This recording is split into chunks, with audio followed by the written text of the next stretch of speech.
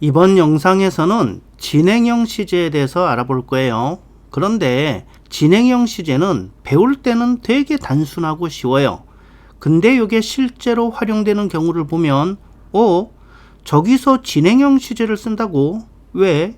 도대체 저건 무슨 뜻일까? 이렇게 이해가 잘 안 되는 경우가 많아요. 특히 영화나 미드를 보면 그런 장면들이 정말 자주 나옵니다. 그러니까 이론적으로는 되게 간단한 시제인데 실전에서는 매우 다양하고 복잡해 보이고 문법 책에서 배웠던 내용과는 전혀 다른 쓰임이 자주 보이거든요. 그리고 해당 문장에 왜 진행형 시제가 쓰였는지 해설이 있는 경우에도 그 해설을 아무리 읽어봐도 도대체가 그 해설조차 뭔 소린지 알 수 없는 경우가 대반이에요.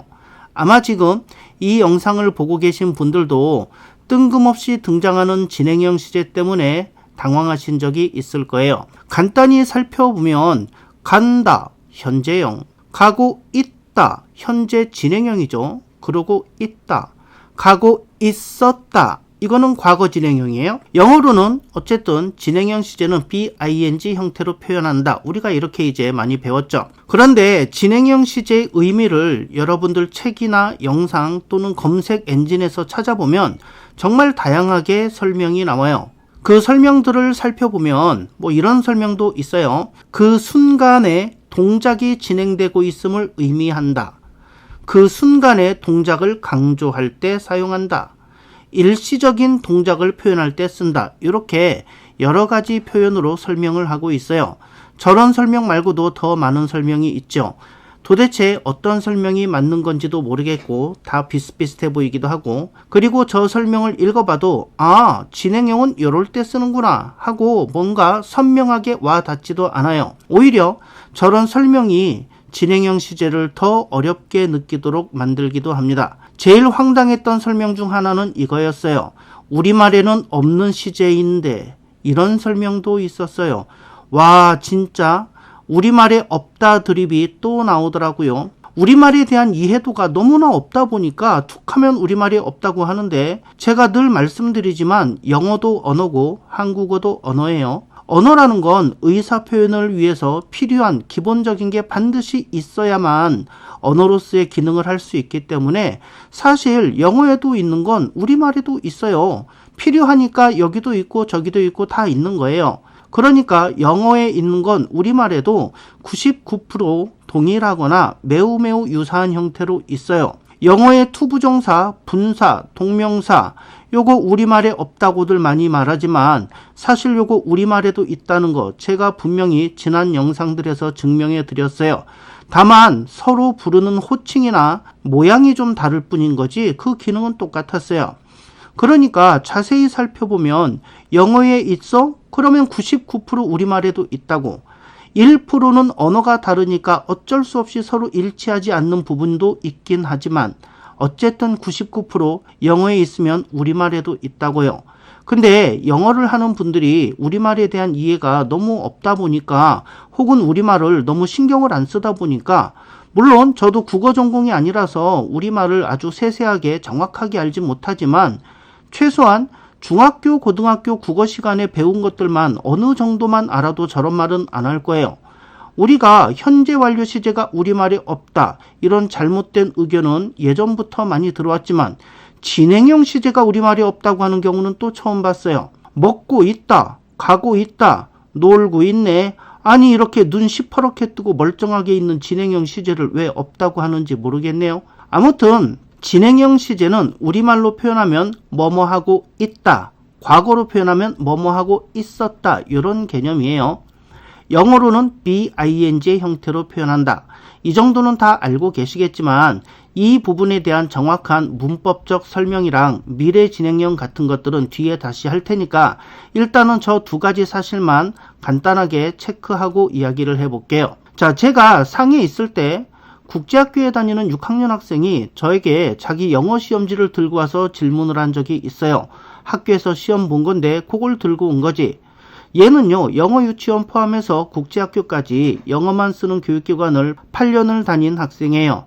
아무튼 얘가 가져온 문제를 보니까 뭐였냐면 When I visited him, 내가 걔를 방문했을 때 He built a shower. 이런 문장이 있는데 빈칸에 들어갈 알맞은 표현을 골라보세요. 이런 객관식 문제였어요. 얘는 이제 둘 중에 하나를 고민한 거예요. 하나는 took, 과거형이었고요. 또 하나는 was taking, 과거 진행형이었어요. 자, 여러분들은 저 빈칸에 들어갈 정답이 어떤 거라고 생각하세요? 첫째, 과거형 took, 요놈일 것이다. 둘째, 과거 진행형 was taking, 요놈일 것이다. 셋째, 둘 다 맞다. 자, 여러분들의 선택은 어떤 건가요? 잠시 화면을 멈추시고 골라보시기 바랍니다. 자, 답을 골라보셨나요? 정답은 was taking, 요놈이 정답이에요. 근데 얘가 이걸 왜 들고 왔냐면 자기 생각에는 과거형 took, 얘도 맞는 거 아니냐라는 거예요. 그래서 학교 선생님에게 질문을 했답니다. 왜 2번이 정답이냐? 요렇게요. 물론 그 선생님은 미쿡인 선생님이에요. 그랬더니 그 미쿡인 선생님이 요렇게 설명했답니다. 예컨은 그 사람이 방문했던 그 시점, 그 순간에 걔가 샤워를 한 거야. 그 순간, 그 시점에서 일어난 사건을 표현하고 그 사건을 강조하려고 하는 거야. 그래서 진행형 쓴 거야. 교과서에도 그렇게 써 있잖아. 이렇게 설명을 했어요. 물론 한국말이 아니라 영어로 이렇게 설명을 했죠. 당연히 그분은 한국어를 못하니까. 그래서 얘가 교과서까지 들고 왔어요. 100% 영어로만 되어 있는 미국 학생들이 쓰는 그런 교과서예요. 봤더니 아까 그 미국인 선생님이 했던 설명 그대로 교과서에 있는 거예요. 진행형은 요럴 때 쓴다. 근데 아무리 그 설명을 읽어봐도 학생 입장에서는 도대체 왜 그런 경우 진행형을 써야만 하는 건지 이해가 안 되는 거예요. 설명이 너무 추상적이고 어려웠던 거죠. 자, 교과서 설명이 잘못됐다. 이걸 말씀드리는 게 아니에요. 영어 원어민 입장에서 비원어민에게 영어를 가르칠 때 그 표현의 한계가 있기 때문에 어쩔 수 없는 부분이에요. 교과서는 잘못이 없어요. 하지만 저런 식의 설명은 왜 여기에 진행형이 어울리는지, 언제 진행형을 쓰는 게 자연스러운지에 대해서 명쾌하게 알려주지도 못해요. 그것도 사실이죠. 설명 자체가 굉장히 난해하잖아요. 그래서 제가 이 학생에게 이렇게 한국어로 바꿔서 물어봤어요. 내가 걔네 집에 갔을 때 걔가 샤워했다고, 샤워하고 있었다고 이렇게 화면에다가 써주고, 야, 네가 보기엔 이 한국어 문장에서 어떤 게 자연스러워? 하고 물어봤어요. 여러분들이 보시기엔 어떤 게 자연스러우세요? 정상적인 한국인이라면 야, 내가 갔을 때 걔 샤워하고 있더라고, 이게 맞다고 선택을 할 거예요. 근데 저걸 이론적으로 억지로 설명하려니까, 또 설명을 하긴 해야 하니까 방문했던 그 순간에 발생한 일, 그 순간에 초점을 맞춰서 표현하는 시제, 그 순간의 행위를 강조하려는 시제, 뭐 이런 식으로 설명을 하다 보니까 더 어려운 거예요. 자, 이 학생한테 한국어로 제가 저 문제를 내줬더니 너무도 당연하다는 듯이 샤워하고 있었다. 이게 맞아요, 선생님? 그러는 거예요. 그래서 제가 다시 그 영어 문제를 보여주면서 그랬어요. 그럼 똑같은 뜻의 문장인데 여긴 뭐가 어울려? 그랬더니 얘가 그제서야 눈을 동그랗게 뜨면서 그러더라고요. 제가 학생한테 또 그랬어요. 야, 선생님이 그랬지. 영어도 언어고 우리말도 언어라고. 그리고 외국어를 배우려면 모국어가 뒷받침이 돼야 하고 그래야 더 쉽고 편하게 배울 수 있다고 했지. 그러니까 우리말 무시하면 안 되는 거야. 저걸 영어의 범위에서만 이해하려면 너무 힘들지만 우리말 대입해보면 너무너무 간단하게 풀리잖아? 자, 그 학생은 그 후로 시험이나 교과서에 대한 어떤 질문도 없었어요. 질문할 필요 없이 스스로 해결하고 있었던 거죠. 자, 우리말에서도 샤워하고 있었다, 이렇게 진행형 시제가 어울리잖아요. 그럼 영어도 그런 거예요. 이걸 우리말을 배제하고 순수하게 문법적 설명만으로 이해하려고 하면 설명이 길어지고 복잡해지고 난해해지는 거예요. 아니, 우리말하고 비교해서 딱 맞아떨어지는데 서로 일치하는데 이걸 굳이 문법적으로 설명할 필요가 뭐가 있겠어요? 여러분들도 우리말 저 문장에서 왜 과거형 샤워했다 얘는 어색한지, 왜 진행형 샤워하고 있었다가 맞는지 외국인이 알아듣도록 물론 한국어를 사용해서 설명하실 수 있겠어요? 자, 문법적 이론을 떠나서 언어라는 게 이렇게 우리가 듣기에, 우리의 귀에 자연스러운 느낌으로 받아들여지고 이해되는 거잖아요. 그렇게 비교해서 일치하면 아하 얘네도 그렇게 쓰는구나 하고 넘어가는 게 훨씬 낫지 않을까 합니다. 자, 우리말하고 영어하고 일치하는 표현이라 굳이 문법적 설명이 필요 없이 우리말에서 느끼는 느낌, 뉘앙스, 어감 그대로 쓰면 되는 건데 이걸 우리말을 배제시켜 놓고 영어 문장만 째려보니까 도대체가 너무 이상하고 헷갈리고 이것도 답인 것 같은데 얘는 왜 안 되지? 이런 생각에 스트레스만 받잖아요.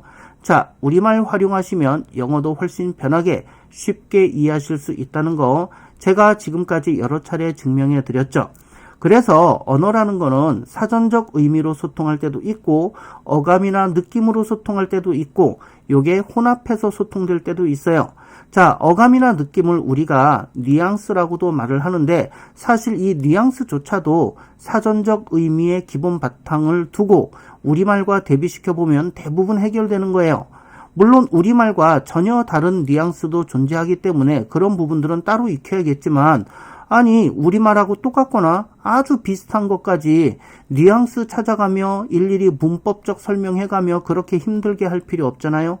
아, 우리말은 이렇게 쓰는데 영어도 이렇게 쓰네? 아, 이러면 됐지. 이런 건 굳이 외울 필요도 없고 이해하려고 굳이 힘 들일 필요도 없잖아요. 근데 우리말에서도 그렇게 쓴다는 걸 모르니까 문법적 설명을 더하고 뉘앙스가 다르네 어쩌네 하면서 가르치는데 우리말을 잘 활용하시면 그럴 필요가 거의 없어진다라는 거예요. 자, 국제학교에서 쓰는 영어 교과서에 빈도부사 설명도 나오거든요. 제가 그 학생 영어 교과서에 빈도부사 설명 나온 걸 보고 정말 기절하는 줄 알았어요. 이렇게 나옵니다. always, 항상 100%, often, 자주 80% 이상, seldom, 좀처럼 뭐뭐하지 않다 10% 정도, hardly, 거의 뭐뭐하지 않다 1% 정도. 근데 저게 우리가 배우기에는 엉터리라는 건 어쩔 수 없는 사실이에요. 제가 지금부터 그걸 증명해 드릴게요. 제가 한 달에 짜장면을 10번 먹거든요. 한 달에 10번 짜장면을 먹습니다. 그럼 여러분들은 저에게 뭐라고 하실까요? 1번, 오, 짜장면 좋아하시나 봐요. 자주 드시네요. 2번, 짜장면하고 웬수 드셨어요? 잘 안 드시네요. 자, 여러분들, 제가 한 달에 10번 짜장면을 먹으면 여러분들은 저한테 뭐라 그러실 겁니까? 정상적인 한국어 하시는 분들이라면, 정상적인 식생활을 하고 계신 분이라면 아마 1번으로 말씀하실 거예요. 우와, 자주 드시네요. 이렇게요. 한 달에 짜장면 10번, 많이 먹는 편이지. 자, 근데 하루 3끼씩 한 달이면 90끼니예요. 근데 그 90끼니 중에 10번을 짜장면을 먹는데요. 그러면 10% 정도 되죠? 대충? 이걸 저 빈도부사표랑 대조시키면 어느 놈이랑 맞아요? 10%쯤? 그쵸, seldom, 좀처럼 뭐뭐하지 않다란 뜻이에요. 한 달에 10번 짜장면 먹는 사람한테 저 빈도부사표대로 말을 하자면 이렇게 말해야 되는 거예요. You seldom eat 짜장면. 너 짜장면을 좀처럼 안 먹는구나. 자, 근데 이렇게 말하는 게 맞아요? 자, 이런 식으로 빈도부사를 가르치고 있다는 거예요. 어디에서? 국제학교에서. 국제학교에서 쓰는 영어 교과서에서. 소위 말하는 미국 학생들이 쓰는 영어 교과서에서 이렇게 가르치고 있다는 거지. 아까 그 학생이 물어본 문제도 마찬가지예요. 영어식으로 영어 교과서에서 나오는 문법 설명 방식으로 이걸 설명해주면 도통 이해하기가 쉽지 않아요. 하지만 우리말 가져다 놓고 그 영어 문장을 정확히 우리말로 해석을 해놓고 야, 내가 걔네 집에 갔을 때 걔가 샤워를 했다, 샤워를 하고 있었다. 어느 게 자연스러워? 이러니까 아무렇지도 않게 샤워하고 있었다요. 이렇게 진행형을 고르잖아요. 그래, 그럼 영어도 똑같아. 그게 자연스러운 거야. 아하, 이런 과정으로 가면 얼마나 쉬워요. 일치하는 표현이니까 이렇게 하면 된다는 거지. 이게 가능한 이유가 영어도 언어고 우리말도 언어라서 그래요. 그래서 보편적으로 일치하는 부분이 99%라니까요. 그러니까 우리말을 외국어 공부할 때도 정확하게 상식적으로 적용을 시키면 훨씬 쉽게 다가오는 거예요. 자, 우리가 내가 갔을 때 걔는 샤워하고 있었어. 이렇게 말할 때 저 밑줄 친 부분에 왜 과거형을 안 쓰고 진행형을 썼는지, 그리고 과거형은 왜 뭔가 어색한지 고민 안 하잖아요. 왜? 느낌 아니까. 그리고 그 느낌은 영어나 한국어나 대부분 일치한다고요. 그냥 느낌적으로, 어감적으로 일단 우리가 그렇게 쓰는 걸 굳이 억지로 문법적으로 설명해서 납득을 시키려고 하니 얼마나 힘들겠어요. 자, 다시 한번 말씀드립니다. 우리말, 한국어 절대 무시하시면 안 되고요. 우리말을 제대로 활용하셔야 영어를 더 쉽게 공부하실 수가 있어요. 자, 이번엔 이 문장 한번 보실게요. 친구가 소개팅을 시켜준다 했습니다. 약속된 카페에 갔어요. 청바지에 흰 티를 입고 있겠다고 해서 쉽게 그 언니를 발견할 수 있었어요. 내가 그녀를 봤을 때 그녀는 책을 읽었다. 그녀는 책을 읽고 있었다. 자, 이 문장의 밑줄 친 부분에 적당한 표현은 어느 것일까요? 그래요. 내가 그녀를 봤을 때 그녀는 책을 읽고 있었다. 이렇게 진행형 시제가 잘 어울려요. 읽었다. 과거형을 쓰면 뭔가 좀 어색한 문장이 됩니다. 물론 과거형을 쓴다고 해서 잡혀가지는 않아요. 하지만 이상하고 어색하죠. 그러니까 저 문장도 영어로 쓰면 당연히 She was reading a book 이렇게 과거 진행형 시제로 써야 하는 거예요. 이걸 문법적으로 왜 저걸 택해야 되느냐, 과거형은 왜 안 되냐 그래가지고 이걸 또 설명하려고 하면은 정말 힘들어져요. 자, 우리가 저 문장에서 뭐가 자연스러운지 골라내는 건 숨 쉬는 것처럼 자연스러운 일이에요. 근데 이게 왜 이렇게 되지 하고 이해하려고 하는 그 순간 오히려 더 꼬이기가 쉽죠. 그러니까 이렇게 우리말과 느낌이 같아서 일치를 한다? 그럼 그냥 그렇게 쓰시면 되는 거예요. 다시 한번 말씀드리지만 사실 99%가 일치한다는 거 문법적으로도 그렇고 어감적으로도 그래요. 그러니까 여러분들이 특별히 따지고 신경 써서 굳이 외워야 될 거는 우리말과 다른 1% 정도라는 거지. 근데 우리는 영어를 그냥 다 외우는 과목, 우리말하고 전혀 다르니까 그냥 닥치고 외우는 과목 이렇게 생각했잖아요. 자, 우리말하고 비교해 볼 생각을 전혀 못했다는 거지. 왜? 다른 언어니까 비교할 필요가 없다고 생각한 거예요. 하지만 같은 언어로서 상당히 공통된 부분이 많다는 거, 그거 알면 더 쉽고 편하다는 거 다시 한번 말씀드립니다. 자, 근데 저 문장에서 우리가 한 가지 이론적인 걸 확인해 볼 필요는 있어요. 이론을 가지고 실제 문장을 판단하는 게 아니라 실제로 쓰이는 저 문장을 가지고 이론을 끄집어내고 검증을 해보는 거예요. 이렇게 끄집어낸 이론은 앞으로 진행형 시제를 공부할 때 많이 쓰이게 될 거니까 잘 봐두세요. 제 질문에 답변을 한번 해보세요. 그냥 상식적인 선에서 대답하시면 됩니다. 뭐 또 함정이 있는 거 아니야 그러면서 의심하실 필요 없으세요. 상식적인 선에서 답을 하시면 됩니다. 내가 그녀를 봤을 때 그녀는 책을 읽고 있었다. 저 밑줄 친 부분, 책을 읽고 있었다. 저 부분의 의미에 대해서 질문을 한번 드릴게요. 저 밑줄 친 부분의 의미는 다음 두 가지 중 어떤 것일까요? 1번, 그녀의 평상시 습관, 지속성. 그러니까 저 표현은 그녀는 항상, 자주, 늘 독서를 한다는 뜻이다. 2번, 만난 순간의 모습. 항상, 자주, 평상시는 잘 모르겠고 그런 건 관계없고 어쨌든 내가 봤던 그 순간에 그 여자는 책을 읽고 있었다. 즉 일시성. 자, 어떤 것일까요? 그쵸. 내가 봤던 그 순간에 책을 읽고 있더라고. 그 순간을 말하는 거예요. 저 밑줄 친 부분의 표현은 이 여자가 항상 독서를 해. 이런 느낌을 주지는 않아요. 내가 봤던 그 순간에 책을 읽고 있더라. 그걸 얘기하는 거예요. 평소에 얘가 책을 자주 읽는지 아닌지는 모르겠고 어쨌든 내가 봤던 그 순간에 책을 읽고 있더라고 이런 얘기예요. 즉 내가 본 그 순간 그때 그녀의 모습이에요. 일시성이에요. 그래서 우리가 평소 때는 별로 신경을 안 쓰고 사용을 했지만 이렇게 진행형 시제는 지속적인 내용이 아니라 일시적인 내용을 표현할 때 쓰는 거예요. 그래서 나는 당신을 사랑해 이런 표현을 할 때 I love you 이렇게 현재 시제로 말하는 거예요. 우리가 현재 시제에서 배웠듯이 현재 시제는 지속성을 나타내기도 하잖아요. 옛날에도 그랬고 지금도 그렇고 그리고 앞으로도 당신을 사랑할 거야 이런 의미가 되니까 I love you 이렇게 쓰는 거지. 근데 만일 현재 진행형을 써서 I'm loving you 이렇게 말하면 일시적인 의미가 되는 거니까 이 말은 사실 상대방에게 별로 달갑게 안 들려요. 이 자식이 개수작을 부리는구만. 나를 꼬드기려고 이렇게 들릴 수가 있다란 얘기죠. 지금 이 순간 너를 사랑해. 과거에도 널 사랑했는지는 모르겠고 앞으로도 널 사랑할지는 어쨌든 모르겠지만 지금 이 순간 어쨌든 나는 널 사랑하고 있어. 그러니까 100만 원만 빌려줘. 뭐 이런 느낌인 거예요. 물론 I'm loving you 요 진행형 시제도 상황에 따라서 쓸 수 있는 경우, 어울리는 경우가 있어요. 하지만 정상적인 상황, 평상시의 상황에서는 그런 의미로 오해받을 수 있다라는 뜻이에요. 왜? 진행형은 일시성을 의미하니까 그래요. 친구가 여자 소개시켜준답니다. 그래서 내가 물어봤어요. 예뻐? 응. 똑똑해? 응. 이름이 뭔데? 영숙이, 허걱, 영숙이랍니다. 착해? She is rude. 이렇게 현재형으로 표현했습니다. 착해? 하고 물어봤더니 She is rude. 이렇게 현재형으로 대답을 했어요. 자, 현재형은 지속적인 상황을 표현할 때 많이 쓴다고 했죠.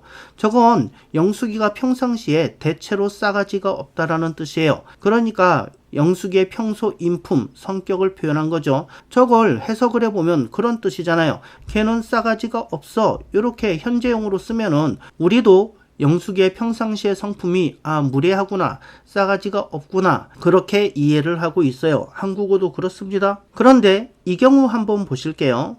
평소에 말 잘 듣던 우리 아들이 이상하게 오늘따라 식당 서빙 이모에게 버릇없이 굴어요.